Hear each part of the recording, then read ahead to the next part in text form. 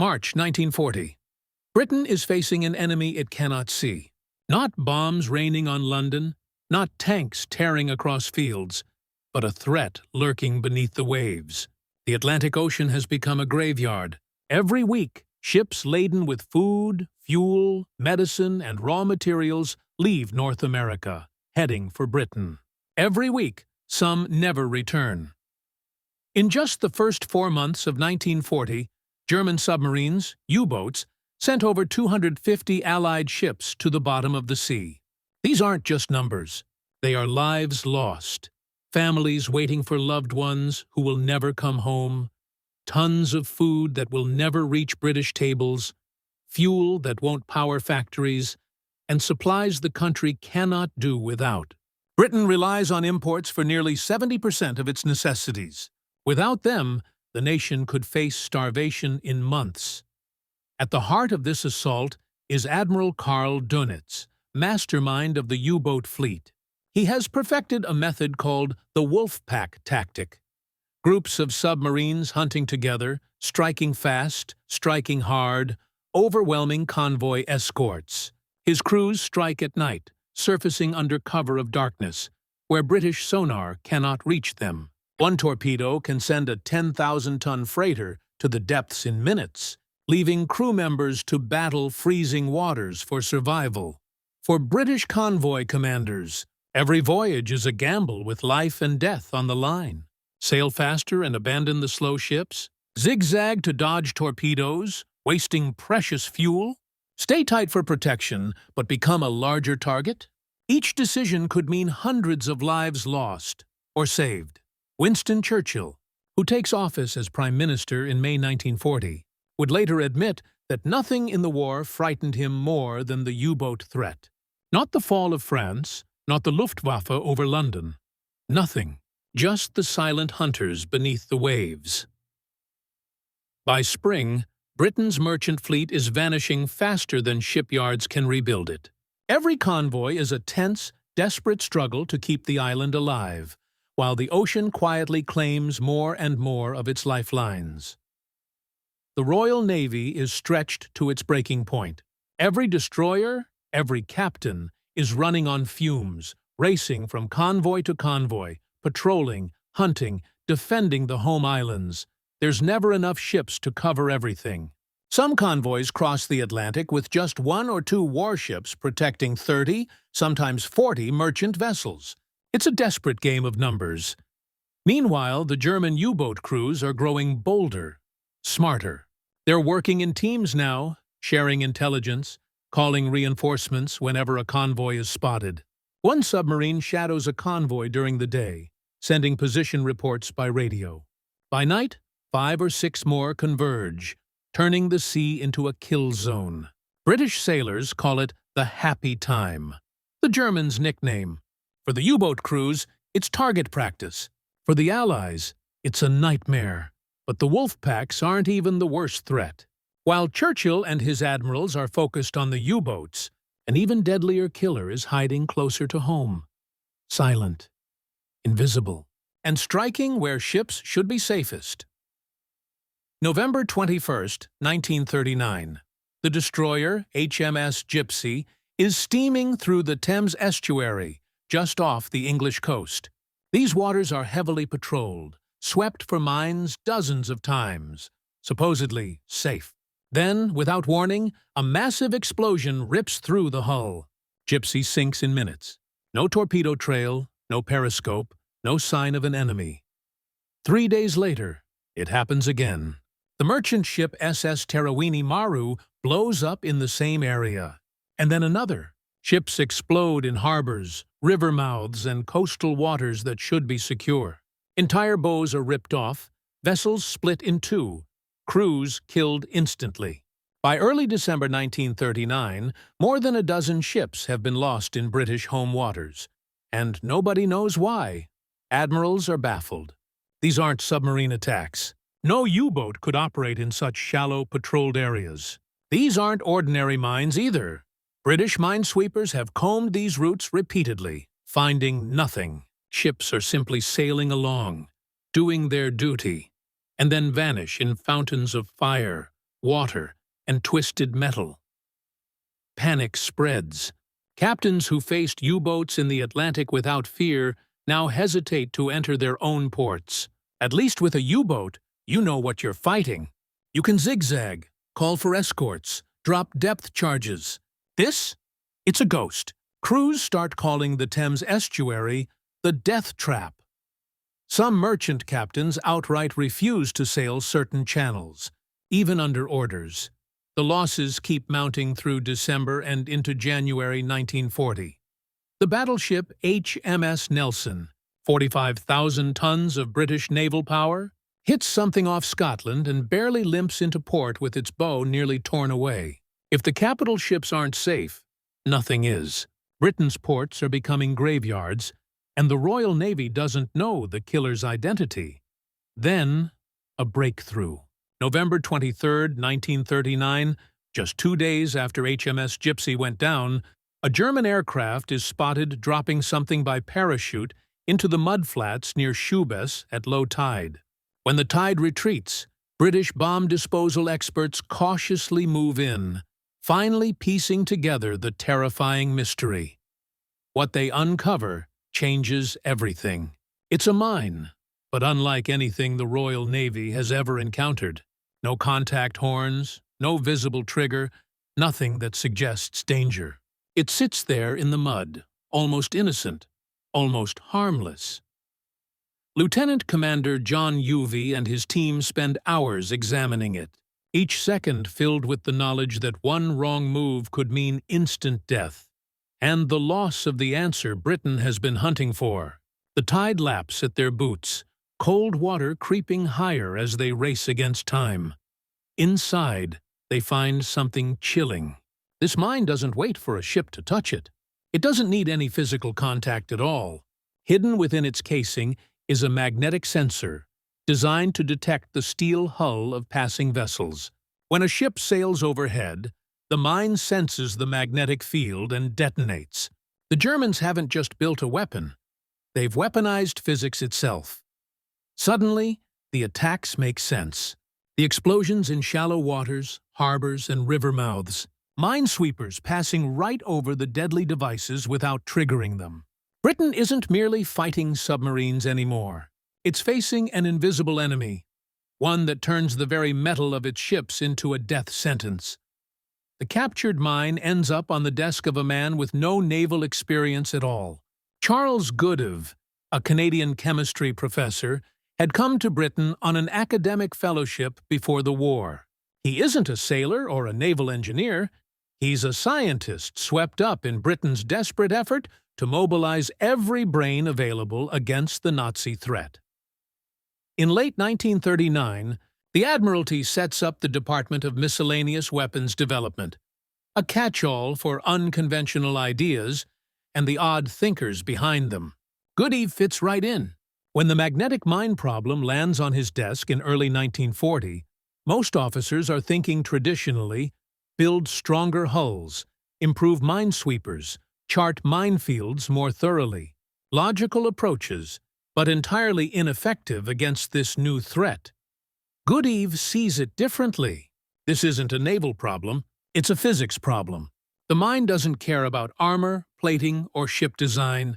It reacts to magnetic fields. Every steel ship is a giant magnet floating through the water. During construction, welding, hammering, and shaping align the iron molecules with Earth's magnetic field. That magnetic signature stays with the ship, and it's deadly. His solution sounds absurd at first. He wants to wrap entire ships in miles of electrical cable, running a current through them to generate an electromagnetic field that cancels the ship's own magnetism. Essentially, he wants to make warships invisible to the mine. The Admiralty's reaction is predictable. Experienced naval officers are being told by a university professor to turn their ships into floating electromagnets. Some think he's joking. Others think he's wasted their time. One admiral even asks if Goodeve has been drinking, but Goodeve has the math to prove it. Every magnetic field has polarity, north and south. A ship's hull creates a field. Generate an equal and opposite field around it, and they cancel each other out. Like noise-canceling headphones but with magnetism. To the mine, the ship simply wouldn't exist. It would sail over undetected, the magnetic trigger never activating. There's only one problem. Nobody has ever tried this on anything bigger than a rowboat. Goodeve is pitching what sounds like pure madness, but it has a name: degaussing. The idea is simple in theory, brutal in practice. Every single ship in Britain's fleet, battleships, destroyers, freighters, tankers, trawlers, would need custom work, exact calculations, miles of cable laid just so, precise coils wrapped around hulls and careful electrical calibration. Thousands of vessels, each a unique problem. The scale makes the head spin, and Britain doesn't have the luxury of time. Ships are detonating by the dozen. Magnetic mines are appearing across every major channel around the Isles. U-boats are already cutting down merchants at sea. Now the lifelines into port are poisoned too. If the Admiralty spends months arguing and testing while ships vanish, there may be nothing left to protect. There may be nothing left to protect. So, despite disbelief, despite the logistical nightmare and the way it sounds like a plot device from a pulp science story, the Admiralty greenlights Goodeve. War forces strange bets. Sometimes the only sensible choice is to try the thing that looks impossible. Here's why the Germans' weapon is so terrifyingly clever. Earth behaves like one enormous magnet. Field lines sweep from pole to pole. When you build a steel ship, hammering plates, welding seams, bending and shaping metal, those iron grains gradually align with Earth's magnetic field, like tiny compass needles falling into step. The result is a permanent magnetic signature that clings to the hull. It's strongest at the curved ends, bow and stern, and for a 10,000-ton cargo ship, that signature can be read a dozen meters away. For an armored battleship, it's far stronger. That magnetic aura doesn't vanish at night, in fog, or when the crew goes ashore. It simply broadcasts, "Here I am." German engineers exploited that fact. Their mine sits silent on the seabed, a watertight shell hiding a magnetometer, basically a very sensitive compass. When a ship sails overhead, the magnetometer sees the abrupt surge in magnetic field, cross a preset threshold, and an electrical circuit snaps shut. Current flows, the detonator fires, and 650 pounds of explosive transforms seabed into shrapnel and flame. From the enemy's point of view, it's brutally efficient. Worse, these mines aren't easy to clear. Traditional contact mines bob and float, tethered by cables. Sweepers can cut them free or destroy them with gunfire. Magnetic mines, however, lie flat on the bottom in shallow water. They don't need to be touched to kill, and a minesweeper dragging a wire over them can sail right past without setting them off. Minesweepers weren't immune either. Many were lost before anyone realized what was happening. Sailing directly over the magnetic mines triggered them just like any other ship. Britain needed a solution, fast. Goodeve's answer attacked the problem at its root. If you can't hide the steel, cancel its magnetic field. The method, called degaussing, involves wrapping the ship in long loops of electrical cable, sometimes one loop around the hull, sometimes several at different heights. When current flows through these loops, it generates a magnetic field of its own. The trick, as physicists had known since Hans Christian Ørsted experiments in 1820, was polarity. If the ship's bow carried a magnetic north, the current in the cable would create a south at the same spot. The fields interact and neutralize each other. Done correctly along the hull, a ship's magnetic signature drops from 30 feet to mere inches, too weak to trigger a mine. But here's the complication. Every ship is different. A destroyer built in Glasgow carries a different magnetic fingerprint than a freighter from Newcastle. Steel composition, construction techniques, shipyard orientation, even the ship's age, changes the magnetic profile. One-size-fits-all won't work. Every vessel needs custom measurement, calculations, and precise installation. Goodeve wasn't just solving a physics problem, he was rewriting how Britain built and protected its entire fleet. And he had to do it in weeks, not years. The first trial takes place in January 1940 at HMS Vernon, the Royal Navy's torpedo and mining school in Portsmouth. A small minesweeper, HMS Bold, is chosen as the guinea pig. Goodeve's team spends 3 days mapping the ship's magnetic field from every angle, using sensitive magnetometers borrowed from university labs. Then they wrap 2,000 feet of heavy copper cable around the hull in a carefully calculated pattern, hook it to a generator, and flip the switch. The results are astonishing. HMS Bold's magnetic signature plunges over 90%. When it sails over test sensors, the instruments barely register a thing, as if the ship has vanished from the magnetic spectrum entirely. Goodeve's audacious idea works, but success brings a new nightmare. One ship proves the concept, yes, but Britain operates over 9,000 merchant vessels and hundreds of warships. Every one of them needs degaussing to survive, and the fleet keeps growing. American freighters, Canadian escorts, requisitioned trawlers, emergency-built cargo vessels. The line never ends. Goodeve does the math, and it's staggering. Each ship requires roughly 2,000 feet of copper cable. For the merchant fleet alone, that's over 18 million feet. Enough to circle the globe. Copper is already in short supply, supporting power infrastructure, munitions, and aircraft production. Now an entirely new supply chain must be built just for degaussing. An installation isn't simple. You can't send any random electrician out to wrap a ship with thousands of feet of precisely calculated cable. The placement of every cable had to be perfect. Too far off, and the degaussing field wouldn't cancel the ship's magnetism. Too much current, and you risked fires or frying vital electrical systems. Too little, and the ship remained a floating target. Each installation demanded personnel who understood both electrical engineering and naval architecture, and Britain didn't have enough of them. The country was fighting a war on every front. Every capable engineer was already running 16-hour days on radar, aircraft engines, gun systems, or code breaking. Goodeve faced a monumental task: create an entire degaussing workforce from scratch, train them in weeks, and deploy them across shipyards in Britain, and eventually in Allied ports worldwide. The Admiralty set up degaussing stations at key ports: Portsmouth, Liverpool, Glasgow, Belfast, Cardiff. Each station received magnetometers, cable supplies, and a cadre of hastily trained technicians. Ships arriving in port were measured, calculations made, cable wrapped around the hull, generators installed. If all went perfectly, the process took roughly 48 hours per ship. But perfection was rare. Damaged vessels required repairs before degaussing could even begin.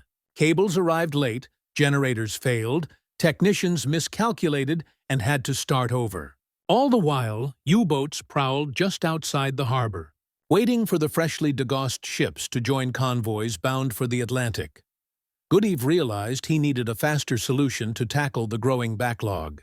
His team developed a temporary system called wiping. Ships would steam slowly past massive electromagnets onshore, temporarily neutralizing their magnetic fields. Not as permanent as full degaussing, but it lasted several weeks, long enough to survive a trip through mined waters.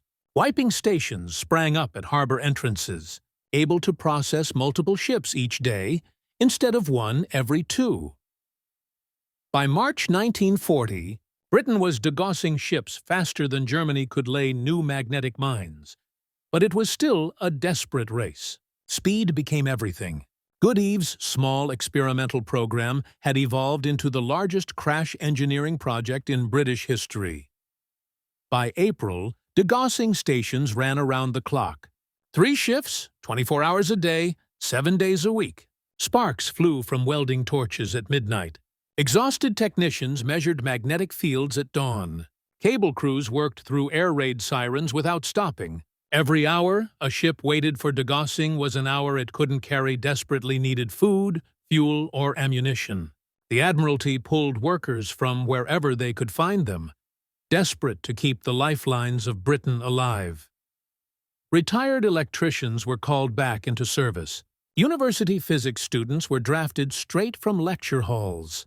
Women joined degaussing crews in unprecedented numbers, operating magnetometers and calculating cable patterns. Work demanding precision and brains, not brute strength. By summer 1940, over 3,000 people were working in degaussing operations across Britain. The logistics were staggering.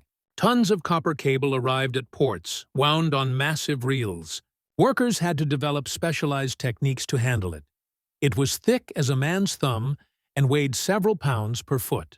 Installing it meant lowering crews on scaffolding along the ship's sides, securing the cable every few feet with brackets, and ensuring connections were fully waterproof and resistant to corrosion. On a large freighter, a single installation could take a full day of exhausting labor. Then came the testing. Every ship had to be measured again after installation. Vessels steamed slowly through designated zones, while shore-based magnetometers recorded their magnetic signatures. If the readings were too high, crews went back, adjusted currents, repositioned cables, and troubleshot the system. Some ships required 3 or 4 attempts before they were truly safe. The program spread beyond Britain. Canada set up degaussing stations in Halifax and Montreal. American ports, technically neutral until December 1941, quietly installed facilities to process ships bound for British convoys. Gibraltar, Alexandria, Cape Town, Bombay. Anywhere Allied shipping gathered, degaussing equipment followed. Goodeve's team wrote training manuals, shipped equipment overseas, and trained foreign crews in the delicate techniques. And yet, the ships kept dying. June 1940 brought catastrophe on multiple fronts, reminding everyone that the war at sea was far from over. France falls to Germany, handing U-boats access to Atlantic ports like Brest and Lorient, cutting 450 miles off their hunting range. Suddenly, German submarines can stay on patrol longer, striking convoys farther from British shores. Even with thousands of ships now protected against magnetic mines, the open Atlantic is still deadly. Torpedoes don't care about degaussing. The Admiralty faces brutal triage decisions. Which ships get priority for degaussing? Warships or merchant vessels? Newly launched ships or older freighters with years at sea? Fast vessels that might outrun U-boats or slow haulers carrying the most cargo? Every choice means some ships wait longer, stay vulnerable longer, and face higher risk. Goodeve's crews press on through the Blitz. London's docks burn under German bombs, but degaussing never stops. Liverpool takes devastating hits in May 1941. Over 2,000 civilians killed, port infrastructure shattered, yet the degaussing station keeps running. Glasgow, Belfast, Cardiff, all endure air raids, but cable crews continue their painstaking work, wrapping ships even as sirens wail overhead. By the end of 1940, Britain had degaussed over 4,000 vessels. By mid-1941, that number exceeds 10,000. It's an engineering feat rivaling the ships themselves, achieved under constant enemy pressure, scarce resources, and the grim knowledge that every hour of delay costs lives at sea. The numbers speak volumes. In the first 3 months of 1940, before degaussing was widespread, magnetic mines sank or damaged 115 British ships in home waters. By late 1940, after thousands of vessels were protected, that figure fell to fewer than 20 for the same period. By 1941, losses from magnetic mines became almost negligible, less than a dozen for the entire year. Goodeve's audacious plan had essentially neutralized Germany's most feared weapon, but the Atlantic itself remained a death zone. U-boats didn't care about degaussing. Torpedoes destroyed hulls regardless of magnetic signature. 1941 became the deadliest year yet for convoys. By year's end, Dönitz commanded over 100 operational U-boats, and his wolf packs were striking with terrifying efficiency. In November alone, 62 Allied ships, over 300,000 tons of vital supplies, were lost. Still, degaussing gave convoys something invaluable: predictability. Before, merchant captains faced threats from every direction: torpedoes in deep water, magnetic mines near the coast, air attacks overhead. Now, at least in British waters, one of those dangers had been tamed, giving crews a fighting chance to navigate the rest. Ships had to run a gauntlet from the moment they left North American ports until they docked in Britain. No safe zones, no breathing space along the route. Degaussing eliminated one of those deadly variables. Convoys could now focus entirely on the U-boat threat.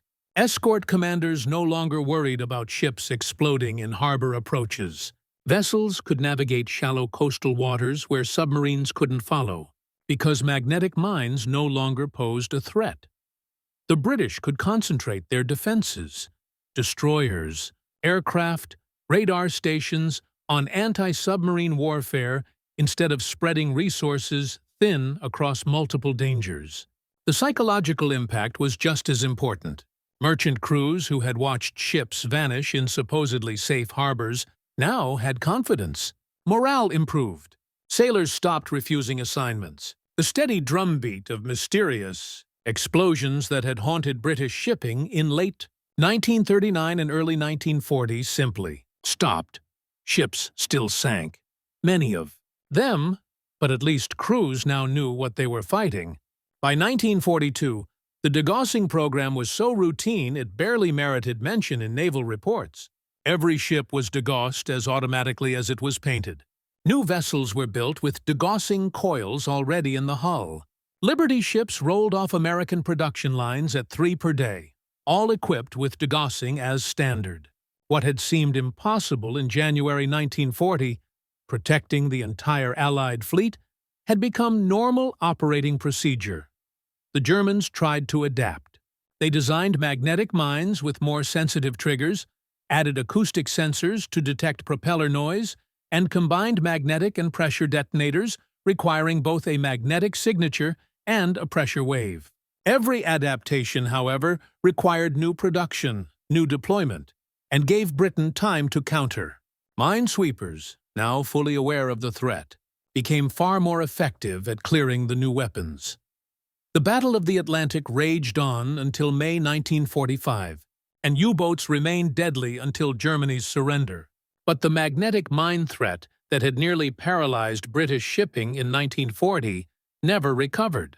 Goodeve's solution held. Ships continued crossing the Atlantic, keeping Britain fed, supplied, and in the fight, not because they were invincible, but because one weapon had been neutralized. Charles Goodeve never became a household name. No monuments honored him. No Hollywood films dramatized his achievement. While codebreakers at Bletchley Park and radar scientists at Bodmin Manor received post-war recognition, the man who saved thousands of ships and tens of thousands of lives remained largely unknown outside naval engineering circles. That's often how war works. The most important innovations often happen quietly, solved by people the world never knows, while headlines celebrate battles and generals. But the impact of Goodeve's work went far beyond World War II. Degaussing became permanent naval doctrine for every major navy. Modern warships still rely on it, now as sophisticated computer-controlled systems that constantly adjust to changing magnetic conditions. Submarines, needing to hide from magnetic anomaly detectors, use even more advanced degaussing technology. The same principles protect undersea cables, scientific instruments, and sensitive electronics from magnetic interference. Goodeve's real legacy, however, lies in how he approached the problem. He didn't think like a naval officer tied to tradition and standard tactics. He thought like a scientist, recognizing that modern warfare increasingly meant fighting physics itself. Radar was turning air combat into an electromagnetic chess game. Sonar was making submarine warfare a battle of sound waves. Magnetic mines weaponized the Earth's own magnetic field. Victory would go to whoever understood and could exploit the science behind the weapons.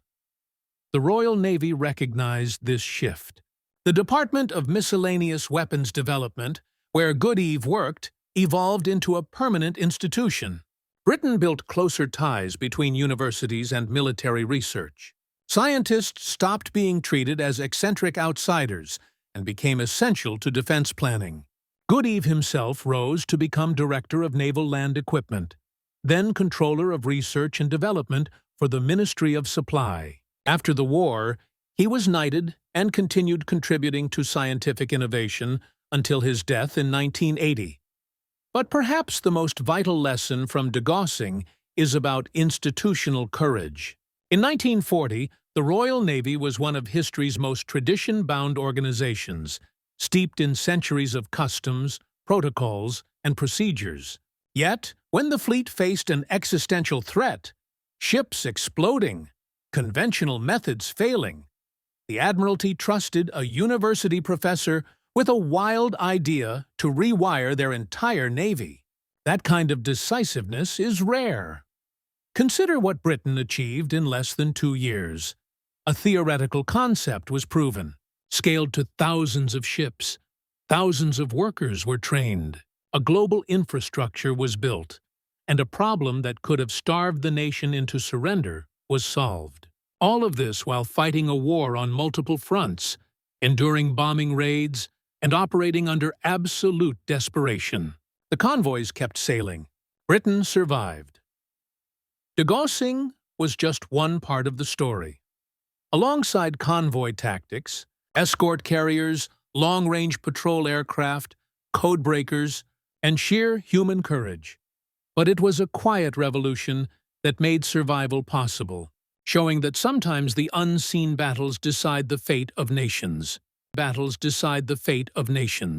It removed a deadly threat just when Britain could not afford another loss. In war, the most daring, even seemingly insane ideas sometimes turn out to be the ones that work. Wrapping ships in miles of electrical cable and turning them into floating electromagnets, an idea that sounded impossible, was exactly what saved a nation. And the hero wasn't the admiral on the bridge or the pilot in the cockpit. It was a Canadian chemistry professor who saw the hidden power of magnetism and used it to keep an island alive.